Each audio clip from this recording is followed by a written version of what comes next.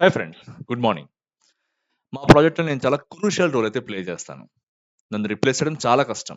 నాకైతే ఇక్కడ job security ఉందనుకుంటే మాత్రం చాలా తప్పనమాట. పొరపాటు. అది జాబ్ సెక్యూరిటీ కాదు. ఆ ప్రాజెక్ట్‌కి మీ మీద డిపెండెన్సీ ఉందని అర్థం.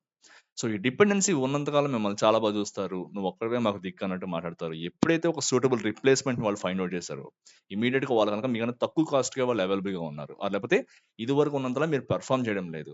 లేకపోతే అంత అనవసరం ఇప్పుడు పే చేయడం అనే అనవసరం అని చెప్పి వాళ్ళకి ఎప్పుడైతే అనిపిస్తుందో, ఇమ్మీడియేట్‌గా they look for other opportunities అనమాట.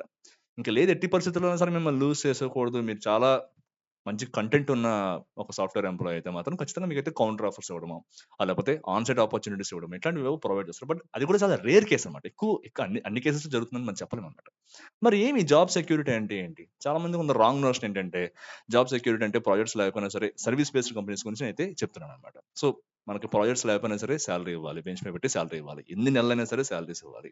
మన పెర్ఫార్మన్స్ సరిగ్గా లేకపోయినా సరే జాబ్‌ని తీయకూడదు అని చెప్పి ఒక రాంగ్ నోషన్ అయితే ఉంటుందన్నమాట. అదొక డిఫరెంట్ థింగ్. అసలు జాబ్ సెక్యూరిటీ ఇచ్చే కంపెనీసే లేవా అంటే కొన్ని కంపెనీస్ ఖచ్చితంగా ఉన్నాయి. కొన్ని ఇండియన్ ఎంఎన్‌సీస్ ఖచ్చితంగా ఇస్తాయి జాబ్ సెక్యూరిటీ. బట్ ఈ జాబ్ సెక్యూరిటీ అనేది కొన్ని డిసడ్వాంటేజెస్‌తో కూడుంటుందన్నమాట. ఎలా అంటే ఫర్ ఎగ్జాంపుల్ మీరు జాబ్ సెక్యూరిటీ ఉన్న జాబ్ చేయాలి అంటే ఏం చేసినా పర్వాలేదు వాళ్ళైతే జాబ్ తీయకూడదనుకుంటే మాత్రం ఖచ్చితంగా ప్రమోషన్ గురించి మర్చిపోవాలన్నమాట. సో, ఎప్పుడు కూడా కొన్ని ఏళ్ల తరబడి మీరున్నటువంటి ఆ పే స్కేల్ గాని, లేకపోతే ఒక లెవెల్ గాని, అదే లెవెల్‌లో మీరైతే పనిచేయడానికి రెడీగా ఉంటారు. నాకు కొంతమంది తెలుసు. 10 ఇయర్స్ పాటు కూడా అదే లెవెల్‌లో పనిచేసినోళ్ళు ఉన్నారన్నమాట. ఎందుకంటే వాళ్ళకి అవసరం లేదు. ఆ పేస్ గాని, ఆ ప్రమోషన్స్ గాని, ఎక్కువ పని గాని వాళ్ళు చేయరన్నమాట. ఎందుకంటే వాళ్ళ లైఫ్ స్మూత్‌గా వెళ్ళాలి. ఎందుకంటే వాళ్ళకి అదర్ థింగ్స్ ఏవో ఉన్నాయో అవి అవి చూసుకుంటూ ఉంటారు. అట్ ద సేమ్ టైమ్ ఇదొక రెగ్యులర్ ఇన్‌కమ్ వచ్చే ఒక జాబ్ ఉండాలి కాబట్టి ఇందులో చేస్తారన్నమాట. సో, వాళ్ళకేమంటే అదొక సెక్యూరిటీ‌గా ఫీల్ అవుతూ ఉంటారన్నమాట వాళ్ళు. సో, ఈ విధంగా ఏమంటే ప్రమోషన్స్ గురించి మర్చిపోవాలన్నమాట. జాబ్ సెక్యూరిటీ కావాలనుకుంటే. At the same time second thing వచ్చి ఏంటంటే, ఈ విధంగా అప్రైజల్ సైకిల్ అనేది కూడా చాలా మినిమల్‌గా ఉంటుంది. మీరేదైనా కొత్తగా నేర్చుకొని, కొత్తగా ఏమైనా ప్రూవ్ చేసుకుంటూ, లేకపోతే ఒక కీ ప్లేయర్‌గా మారితే మీకేదైనా ఎక్కువ ఇస్తారు తప్పితే, లేకపోతే జస్ట్ మనం ఏదో సోగా ఉంటాము. ప్రాజెక్ట్ అట్లా ఉంటాం. ఏదో పనిస్తే చేస్తాం. లేకపోతే లేదు. అలా హ్యాపీగా లైఫ్ ఎంజాయ్ చేస్తాం అనుకుంటే మాత్రం అసలు అప్రైజల్ సైకిల్ మర్చిపోవచ్చనమాట. ఇది కూడా ప్రమోషన్స్‌తో పాటు అప్రైజల్ సైకిల్ కూడా మర్చిపోవచ్చు. చాలా మినిమల్‌గా ఉంటాయన్నమాట. అండ్ థర్డ్ థింగ్ వచ్చి కొత్తగా ఏం నేర్చుకోవాల్సిన పని లేదు. కొత్తగా ఏం నేర్చుకోము కూడా. మనం ఎప్పుడైతే ఫస్ట్ ఆఫ్ ఆల్ మనం ఎందులో అయితే జాయిన్ అయ్యామో, ఏ టెక్నాలజీ మీద మనకొచ్చని చెప్పి జాయిన్ అయ్యామో, మనం ఎప్పుడు అదే పని చేస్తున్నాం. కొత్తవేం నేర్చుకోం. సో, ఒక రకమైనటువంటి స్టాగ్నేషన్ అనేది మన కెరీర్‌లో ఖచ్చితంగా వస్తుందనమాట. అండ్ చివరగా వచ్చి ఒకవేళ ఈ ఒక్క జాబే కనుక మనకి వేరే ఇంకేం ఫైనాన్షియల్ రిసోర్సెస్ ఇంకేం లేవు. ఈ ఒక్క జాబే కనుక మనకుందంటే మాత్రం డెఫినిట్‌గా ఫైనాన్షియల్‌గా అయితే చాలా కాంప్రమైజెస్ అయితే మనమైతే ఫేస్ చేయాల్సొస్తుందనమాట. చాలా చోట్ల అనుకుంటాం. సరే ఎందుకులే ఇప్పుడు ఎందుకులే మనకొచ్చే సాలరీ ఇంతే కదా! దీనితోటి మనమైతే వెళ్ళాలని చెప్పి చాలా కాంప్రమైజ్ అవ్వాల్సొస్తుందనమాట. సో, జాబ్ సెక్యూరిటీ గనుక కోరుకుంటున్నామంటే ఇవన్నీ కూడా మనమైతే ఈ డిసడ్వాంటేజెస్ అన్ని ఫేస్ చేయాల్సుంటుంది. మరి ఈ ఫేస్ చేయకుండా ఉండాలి. నాకు జాబ్ సెక్యూరిటీతో పని లేదు. నేను మంచిగా నన్ను ప్రూవ్ చేసుకోవాలనుకుంటున్నాను. వేరేమన్నా చేయాలనుకుంటున్నాను. మంచిగా గ్రోత్ అనేది చూడాలనుకుంటున్నాను నా కెరీర్‌లో అనుకుంటే మరి ఏం చేయాలంటే ఫస్ట్ థింగ్ మీరు చేయాల్సిందేమంటే అనవసరంగా ఎప్పుడు కూడా సెంటిమెంట్స్ తోటి ఎప్పుడు కూడా క్యారీ అవే అయిపోకండనమాట ఎప్పుడు కూడా. అరెరే! ఈ కంపెనీ చాలా మంచిది గదా! నాకు లైఫ్ ఇచ్చింది గదా! లేదు లేదు నేను ఇక్కడే ఉంటానని జెప్పి మిమ్మల్ని ఎంత తొక్కుతున్నా సరే, మీకు లిటరల్‌గా తెలుస్తున్నా సరే, ఒక రకమైనటువంటి సెంటిమెంట్ చాలా మందిలో ఉంటుంది. ఇది నా ఫస్ట్ కంపెనీ లేకపోతే ఇది నా సెకండ్ కంపెనీ నాకు లైఫ్ ఇచ్చిన కంపెనీ అని జెప్పి చాలా మందిలో ఉంటుంది. తప్పేం గాదు. అదేం తప్పు ఫీలింగ్ ఏం గాదు. బట్ మీకు అన్యాయం జరుగుతున్నప్పుడు, మీకు నష్టం జరుగుతున్నప్పుడు అలాంటి సెంటిమెంట్స్ అనేవి అంటిపెట్టుకొని అక్కడే ఉండిపోవడం అనేది చాలా తప్పనమాట. ఇది నంబర్ 1 థింగ్. ఇలాంటి సెంటిమెంట్స్ ఏమైనా ఉంటే వాటినైతే ఫస్ట్ స్ట్రైక్ ఆఫ్ చేసేసేయండి. సో, ఇది నంబర్ 1. నంబర్ 2 వచ్చి work with an action plan. చాలా ఇంటర్వ్యూస్‌లో హెచ్ఆర్ రౌండ్స్‌లో కూడా అడుగుతుంటారు. 5 ఇయర్స్ తర్వాత నువ్వు ఎలా ఉండాలనుకుంటున్నావు? 10 ఇయర్స్ తర్వాత ఏం చేస్తాననుకుంటున్నావు? అని చెప్పి చాలా అడుగుతుంటారు. అదేదో చాలా వేగ్ క్వెషన్ అనుకుంటారు అందరూ కూడా. బట్ ఫ్యాక్ట్ అన్నమాట. మీరు ఆలోచించుకోవాలి ఫస్ట్. అరే! ఇప్పుడు నేను ఈ పర్టిక్యులర్ దాని మీద పని చేస్తున్నా. 5 ఇయర్స్ తర్వాత అసలు ఇది ఉంటుందా లేదా? లేకపోతే 5 ఇయర్స్ పక్కన పెట్టేసేయండి. అట్‌లీస్ట్ నెక్స్ట్ ఇయర్ లేకపోతే 2, 3 ఇయర్స్ తర్వాత ఈ పర్టిక్యులర్ టెక్నాలజీ మీద జాబ్స్ ఉంటాయా లేదా? జాబ్స్ ఉన్న దానికి డిమాండ్ ఉంటుందా లేదా? ఎన్ని ప్రాజెక్ట్స్ ఉంటాయి దాని మీద? సో, ఒకవేళ లేకపోతే నేనేం చేయాలి? అప్పుడు నేనేం ప్రిపేర్ అవ్వాలి? కొత్తగా ఏం నేర్చుకోవాలి? లేకపోతే 10 ఇయర్స్‌కి నేను ఎట్లా ఉండాలని చెప్పి ఒక యాక్షన్ ప్లాన్ మీకు మీరే చేసుకోవాలనమాట. చేసుకొని దానికి తగ్గట్టుగా మీరైతే వర్కౌట్ చేయాలి. ఇది నంబర్ 2. నంబర్ 3 వచ్చి నాట్ ఇప్పుడే ఎప్పుడు గుర్తుపెట్టుకోండి ఎప్పుడు కూడా.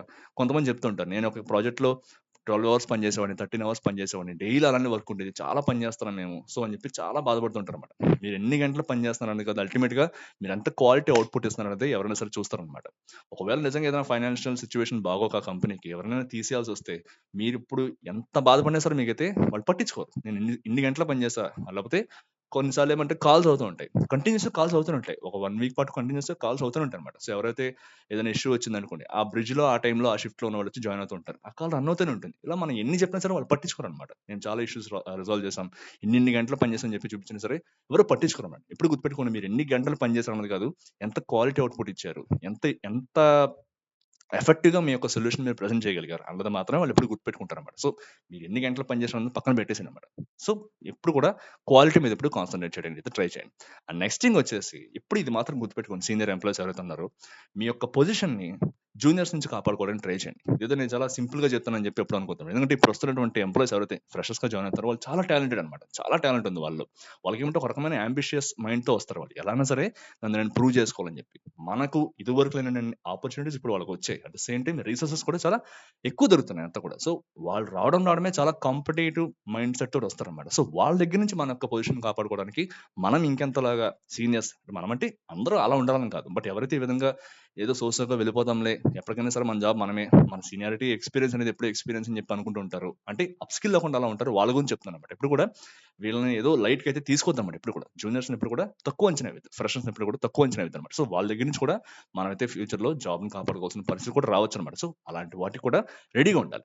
అండ్ చివరగా వచ్చి మీరెప్పుడైతే మీ పని చేస్తున్నారో, ఏ పని చేస్తున్నా, మీరు ఏ టెక్నాలజీలో పని చేస్తున్నా, ఏం చేస్తున్నా సరే, అందులో అప్ స్కిల్ అవ్వడానికి ట్రై చేయండి. లేకపోతే అందులో అన్ని జాబ్ ఆపర్చునిటీస్ లేవు. బయట ఉద్యోగాలు ఎక్కువ రావడం లేదు. వేరే ఏదైనా చూసుకోవాలంటే కొత్త టెక్నాలజీస్ నేర్చుకోవడం అయితే ఎప్పుడు మర్చిపోద్దన్నమాట. ఎందుకంటే ఆ పర్టిక్యులర్ థింగ్ మీద ఫ్యూచర్‌లో డిమాండ్ లేకపోతే దానికైతే జాబ్స్ రావు. జాబ్స్ రాకపోతే దానికి కూడా అంత పెద్ద ప్యాకేజెస్ కూడా ఎక్కువ ఇవ్వరన్నమాట. సో, స్టాండర్డ్‌గా ఇంతని చెప్పి ఫిక్స్ చేస్తారు. మీరు ఎన్ని సార్లు స్విచ్ అయినా సరే అరౌండ్ ఆ నంబర్ చుట్టే తిరుగుతుంటుంది తప్పితే పెద్ద గ్రోత్ అనేది ఎప్పుడు ఉండదన్నమాట. సో, ఏది ట్రెండింగ్‌గా ఉంది, వేటి మీద ఎక్కువ జాబ్ ఆపర్చునిటీస్ ఉన్నాయి, ఎక్కువ దేనికి పే చేస్తున్నారు, అలాంటి వాటికి మనమైతే ఒకవేళ డిపెండెన్సీ ఉంటే, ఫైనాన్షియల్‌గా డిపెండెన్సీ ఉంటే, మనకు నేర్చుకుంటే బాగుంటుంది అనిపించినప్పుడు వాటిని నేర్చుకోండి అంతే.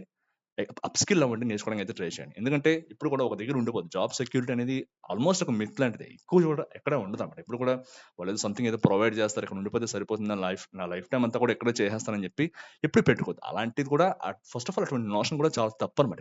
ఎందుకంటే ఇది ఒక డైనమిక్ ఫీల్డ్. మనం ఎప్పటికప్పుడు మనల్ని అప్డేట్ చేసుకుంటూ వెళ్ళాలి. కొత్తవి నేర్చుకుంటూ వెళ్ళాలి తప్పితే ఎప్పుడు కూడా ఒక దగ్గరే ఉండిపోతాను, స్టాగ్నేట్ అయిపోతానని చెప్పి ఎప్పుడు అనుకోకూడదన్నమాట. సో, ఈ పాయింట్స్ అయితే గుర్తుపెట్టుకోవడానికి ట్రై చేయండి. మరి వీడియోలో మళ్ళీ కలుసుకుందాం. అంతవరకు టేక్ కేర్. బై.